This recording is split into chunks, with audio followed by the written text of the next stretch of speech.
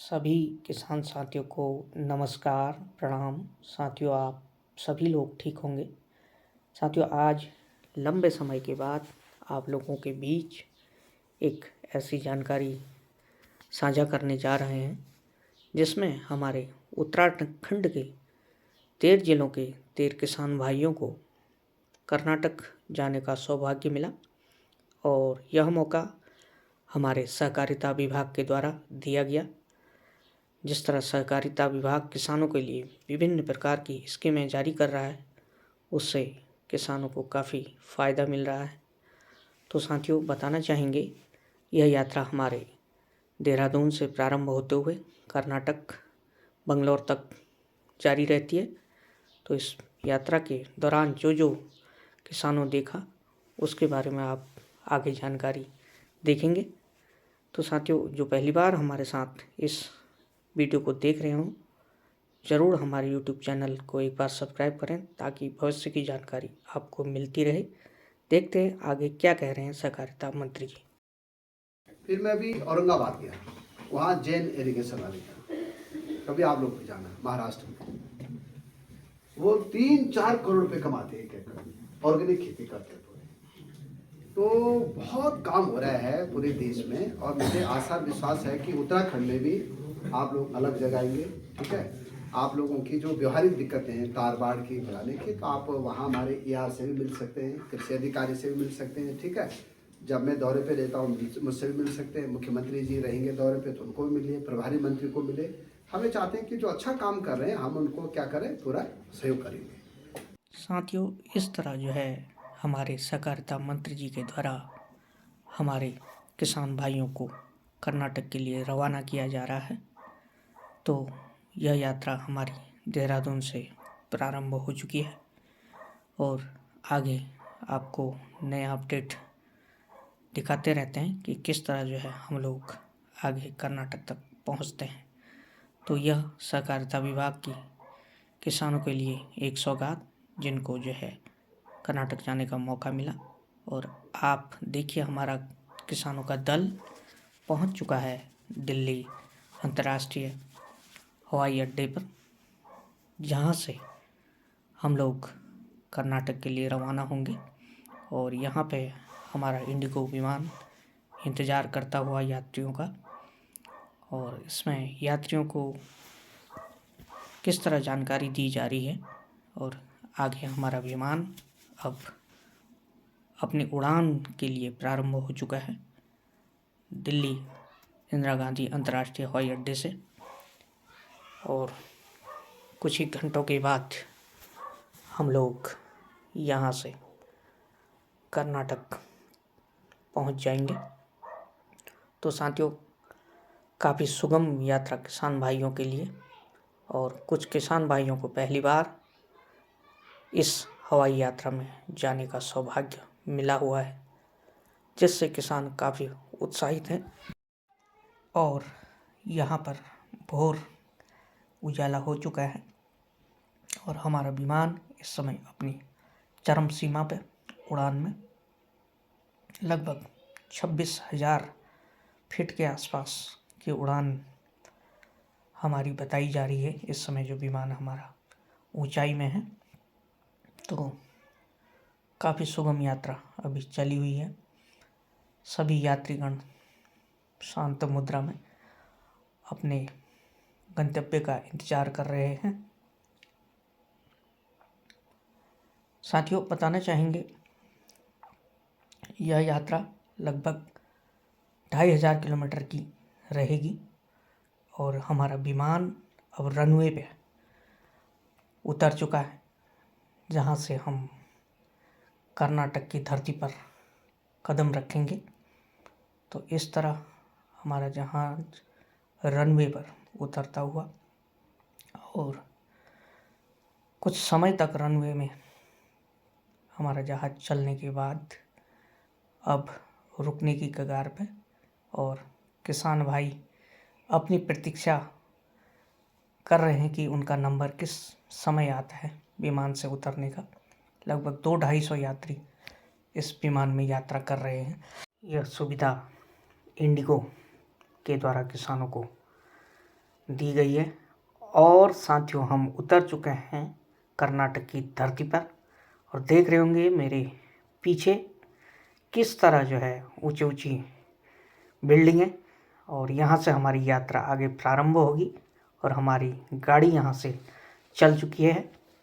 हमारे ड्राइवर साहब यहाँ से कर्नाटक जिस जगह पे किसानों का दल रुकेगा वहाँ के लिए रवानगी, और सभी किसान भाई अपने अपने गंतव्य के लिए इंतज़ार कर रहे हैं कि कब हमारा जो है होटल आएगा, विश्राम करेंगे, इसके बाद आगे की यात्रा किसानों की प्रारंभ होगी। और आगे आप देखिए किस तरह की यहाँ पर रोडें हैं और महानगरी, यहाँ पे रोडों का जाल, जिसके विपरीत पहाड़ों पर यह सुविधा संभव नहीं है। और बंगलोर अभी काफ़ी दूर हमारी यात्रा अभी गाड़ी के द्वारा चली हुई है। और ऊंची ऊंची मीनारें, गगनचुंबी मीनारें यहाँ देखने को मिल रही हैं। तो यहाँ मीनारों के साथ साथ आप देखेंगे ऊंचे ऊंचे पेड़ और ये नारियल के वृक्ष, ये हाईवे के किनारे लगते हुए, और इनमें काफ़ी नारियल फल लगे हुए हैं, जिसका आनंद भी हमारे किसान भाई आगे जाके लेंगे। और इसमें किसान साथियों हम देख रहे हैं कि नारियल के बड़े बड़े पेड़ों के नीचे भी अन्य फसलें यहाँ के किसानों ने लगाई हैं। और अब हम आ चुके हैं अपने दुग्ध डेयरी के पास, कर्नाटक की, जिनका नंदा करके दूध यहाँ पे पहचाना जाता है। लगभग 20,000 लीटर क्षमता का यहाँ पे जो है दुग्ध उत्पादन केंद्र है, और जिसका संचालन स्वयं महिलाएं करती हैं। और इसमें किसान भाइयों को जानकारी दी जा रही है कि किस तरह जो है किसानों को उनका योगदान दिया जाता है। और यहाँ पे बताया गया है कि लगभग 80% धनराशि किसानों को दी जाती है और 20% से संघ चलता है। तो यह बड़ी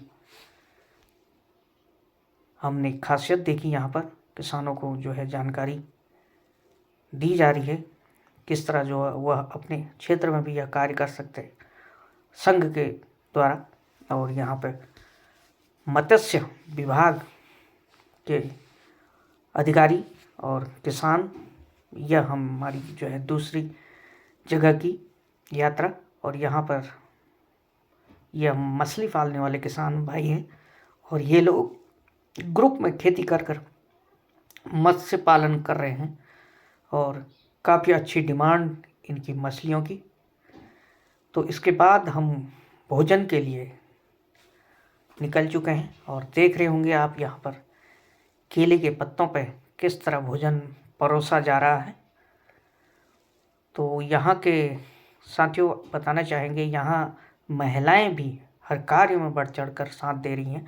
आप देख रहे होंगे यहाँ पे महिला के द्वारा जो है केले के पत्ते परोसे जा रहे हैं। तो पूरा परिवार इस होटल को चला रहा है, और यहाँ पर हम लोग इस केले के पत्ते में प्राचीन पद्धति जो हमारे पहाड़ों पे भी होती थी, जिसमें मालू के पत्ते और तिमिला के पत्ते में हम लोग भोजन करते थे, वह परंपरा हमारे वहाँ से तो अब लुप्त होती जा रही है। और उसके विपरीत आज आप देखेंगे इतने विकसित शहर में यह अपनी परंपरा को नहीं भूले हुए हैं, और इसमें खाने का आनंद हमारे किसान भाई लेंगे। तो यह यहाँ की हमने खासियत देखी कि यह अपनी परंपरा को अभी भी जारी रखे हुए और यहाँ पे भोजन का ऑर्डर देते हुए हमारे किसान भाई, तो उस आधार पर उन लोगों को यहाँ पे भोजन दिया जा रहा है। खासकर यहाँ पर भोजन हमारे उत्तराखंड के विपरीत होता है, और अधिकतर भोजन यहाँ मसालेदार ज़्यादा पाया जाता है। और आप देख रहे होंगे साथ में यहाँ पे भोजन करते हुए और किसान भाई बड़े आनंद के साथ, और बगल में यह लस्सी के गिलास बड़े बड़े, खाने के बाद लस्सी पीने की प्रथा भी यहाँ पे है। तो काफ़ी कुछ यहाँ पे नया किसान भाइयों को देखने को मिला, और भोजन करने के उपरांत हमारी यात्रा फिर आगे को प्रारंभ हो चुकी है। और इस यात्रा में हम आगे देखेंगे कि किसान भाई किस तरह यहाँ पे मत्स्य पालन कर रहे हैं।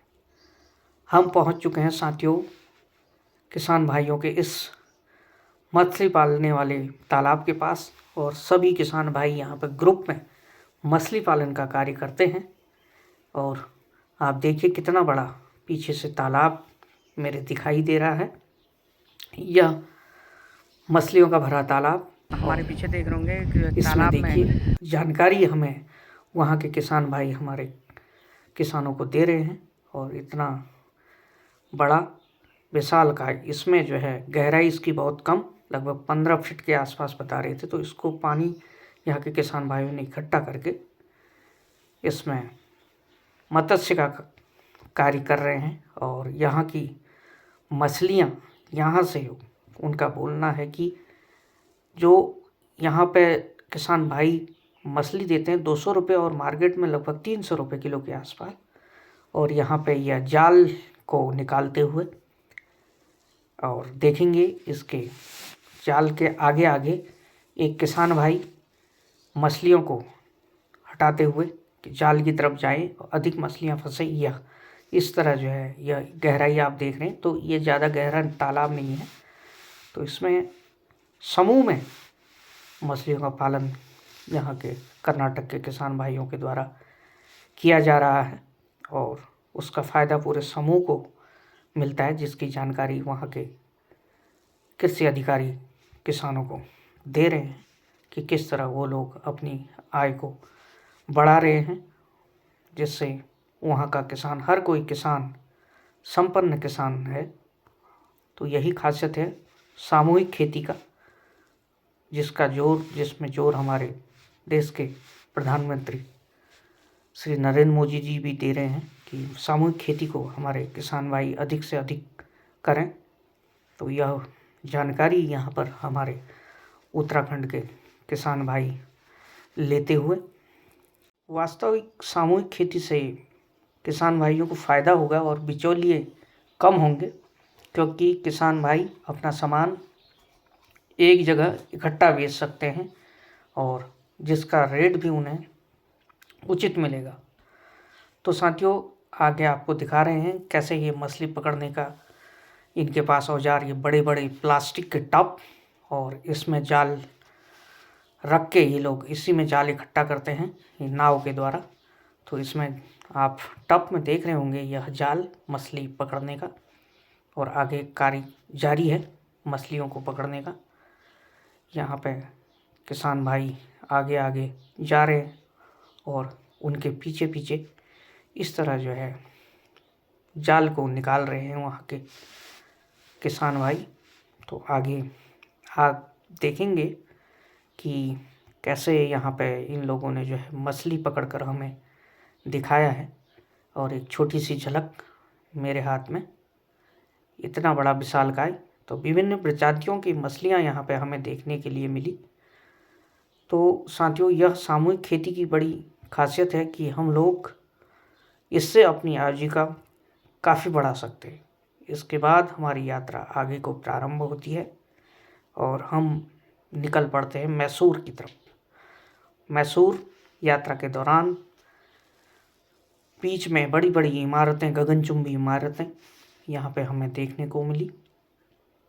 यह मैसूर यात्रा हमारे दूसरे दिन प्रारंभ होती है, और यहाँ पे हम आगे देखेंगे विभिन्न प्रकार के मंदिर और अन्य जानकारियाँ।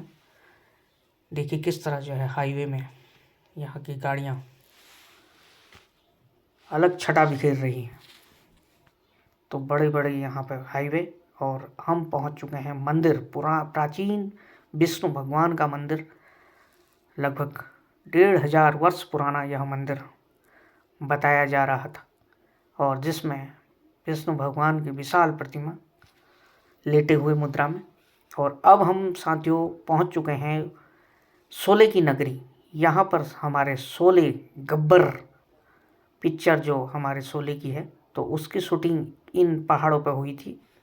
और यह बीच हाईवे के किनारे है जो हमने चलते चलते तस्वीरें कैद की हैं, जिसमें शोले पिक्चर काफ़ी हिट हुई और बहुत खूबसूरत चट्टानें, और देख के मन मोह लिया इन चट्टानों ने। और आगे अब हम लोग फिर इसके बाद भोजन करने की तैयारी में, मैसूर पहुंचने के बाद दिन का भोजन यहाँ पर किसान भाई करने को जा रहे हैं। और यहाँ पर इस तरह जो है ऑर्डर किसानों के द्वारा दिया जा रहा है और भोजन प्रारंभ हो चुका है। और देख रहे होंगे हम लोग फिर दोबारा जो है केले के पत्तों पे परोसा हुआ भोजन बड़े आनंदपूर्वक हमारे किसान भाई लेते हुए मैसूर यात्रा के बाद साथियों हमारी यात्रा फिर यहाँ से देहरादून के लिए प्रारंभ होगी। और भोजन के उपरांत हम लोग अपने होटल से बाहर निकलते हुए किसान भाई और अपने गंतव्य स्थान फिर दोबारा से देहरादून के लिए रवानगी होते हुए, देख रहे होंगे किसान भाई काफ़ी खुश। ये लोग अब अपनी यात्रा पूरी करके अपने प्रदेश के लिए आते हुए, और यहाँ पे हमारी यात्रा एयरपोर्ट पे पहुंच चुकी है और हम बंगलौर एयरपोर्ट पे पहुंच चुके हैं। यहाँ से सभी किसान भाई दिल्ली के लिए जो है रवाना होंगे। तो अंतिम विदाई के क्षण यह बंगलौर एयरपोर्ट आप तस्वीर देख रहे होंगे और अंतिम विदाई यहाँ से हमारी प्रारंभ हो चुकी है। तो साथियों ये एक जानकारी आपको दी हमने कर्नाटक दौरे की किसान भाइयों की। वीडियो ज़रूर लंबी थी लेकिन आपको आनंद ज़रूर आया होगा। बने रहिए हमारे साथ इसी तरह हमारे YouTube चैनल किसान पहाड़ वाले पर। आगे आपको दिखाते रहेंगे पहाड़ से संबंधित अनेक जानकारियाँ। आप सभी मित्रों का धन्यवाद।